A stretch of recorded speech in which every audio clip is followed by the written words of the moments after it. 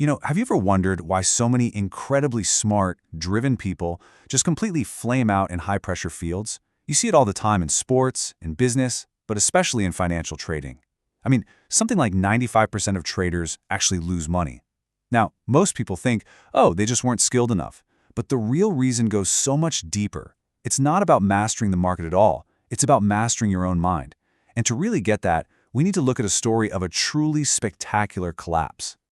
Wow. I mean, this is the voice of someone who has hit absolute rock bottom. This is from Mark Douglas, a guy who, on the surface, seemed to have everything figured out. He was confident, he was ambitious, and he jumped into the world of trading totally convinced he was going to be a star. But as you can tell from this quote, that is not what happened. His reality became a complete and total collapse. And this wasn't some slow, gradual decline. Just look at this timeline. In June of '81, he's chasing the dream in Chicago. He's got the fancy apartment, the Porsche. He's putting a ton of financial pressure on himself to make it big and fast. But by March of the very next year, it's all gone. How does somebody lose everything? I'm talking the car, the savings, the credit, in less than 9 months. It's kind of mind-boggling. And that really brings us to the heart of the mystery, right? How does this even happen? How does a guy who's so determined, who had already been trading for a couple of years, fail so completely and so incredibly fast? Well, here's the kicker. What Douglas found out was that his story, it wasn't special at all. He was working at this prestigious Merrill Lynch office, and he was just floored to realize that basically none of the clients were making any money. In fact, he discovered that the average customer blew through their entire investment in just 4 months. He wasn't the exception, he was the rule. This wasn't a personal failure, it was systemic. So what was the real enemy here? Douglas realized it had nothing to do with market analysis or some secret strategy. No, the problem was coming from inside the house. Or, to be more precise, inside our own heads. He figured out that our brains are literally wired with these protective mechanisms that are an absolute disaster for trading. The core issue is something he named perceptual distortion. It's a fancy term for a simple idea. When reality doesn't line up with what we want to happen, like when a trade starts losing money, our brain feels that as emotional pain. And to protect us from that pain, it starts to warp reality. It literally lies to us just to make us feel a little bit better in the moment.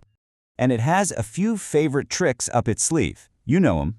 It denies the facts. That little voice that says, oh, this trade will definitely come back. It rationalizes terrible decisions. Okay, I'll just wait for one more tick up, then I'll get out. And it justifies breaking your own rules. Well, I gotta make back what I just lost on that last trade. Sound familiar?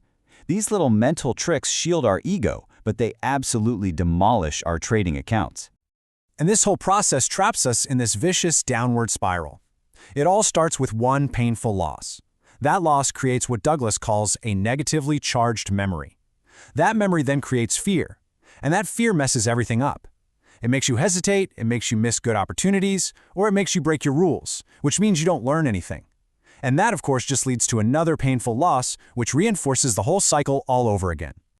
So to break out of this cycle, Douglas came up with this pretty radical idea. He said, we don't just live in the physical world, we are all living in a second, invisible reality at the exact same time. He called it the mental environment. And honestly, understanding the difference between these two worlds, it's the key to everything. Okay, so the physical world, right? That's the stuff you can touch. It's made of atoms, it moves forward in a straight line, time only goes one way. But our mental environment, all our beliefs, our memories, our emotions, that's made of intangible energy. It's totally timeless. I mean, a memory from 20 years ago can feel like it just happened yesterday, right? And here's the most important part. Unlike the outside world, it doesn't change on its own. It stays exactly the same until we make a conscious effort to change it. A really great way to get this is with a computer analogy. Your brain is the physical hardware. It's a super powerful piece of equipment, for sure. But what good is a computer that's not plugged in? Your mental environment, your beliefs, your emotions, that's the electricity and the software. It's the stuff that actually makes the hardware run and tells it what to do. So here's the crucial takeaway. Every single experience you've ever had is stored inside you as energy, and it has either a positive or a negative charge to it. And that charge doesn't just fade away with time. That painful losing trade from 5 years ago, it's still in there, like a little pocket of negative energy just waiting to get triggered, ready to spark fear and totally distort how you see the market today. Okay, so if the problem is this internal mental environment, how in the world do we fix it? This is where we pivot from the problem to the solution. And the answer is pretty surprising. It has nothing to do with controlling the market. It's all about learning how to manage and adapt our own internal energy. And this table just lays it out so clearly. It's like two different species of trader. The losing trader, they're always blaming the market. They'll do anything to avoid the pain of admitting a mistake, and their only focus is making money. But the disciplined trader, totally different. They take complete responsibility. They see mistakes not as failures, but as perfect feedback, showing them what they need to learn next. Their focus isn't the money. It's flawlessly executing their strategy. And this is really the core of the entire solution. You are never, ever going to be able to predict the future with 100% certainty. It's impossible. So the real goal is to build an internal mental framework that's so strong, so disciplined, that when fear inevitably pops up, and it will, it doesn't have the power to make you self-destruct. So how do you actually build that structure? It's basically a four-step process. First, you have to admit you don't know everything. Get humble. Second, you accept every single outcome, win or lose, as a perfect mirror of your skills and mindset right now. Third, you stop calling them mistakes. You redefine them as learning opportunities. And finally, you start actively managing your internal state, draining the power from fear and building up the energy of discipline. And what about stress? This is such a cool idea. We always think of stress as something the market does to us. But Douglas says no. Stress is the feeling of our own internal resistance. It is the energy we spend trying to ignore or block out information that contradicts what we want to be true. Stress is an inside job. And all of this leads us to the final and maybe the most powerful insight of the whole thing. It completely flips the script on how we think about the relationship between ourselves and the market.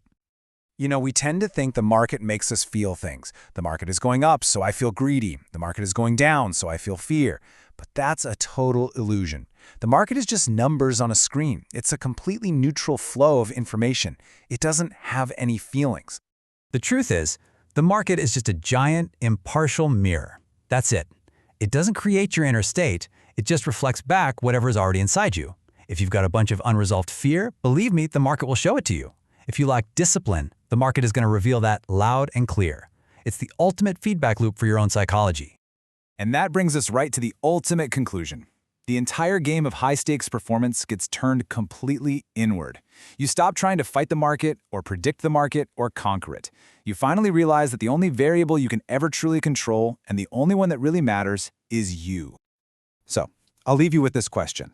If the market or, any high-pressure part of your life is just a mirror reflecting your inner world, what has it been showing you about yourself lately? Answering that question, really honestly, is the very first step on the real path to mastery.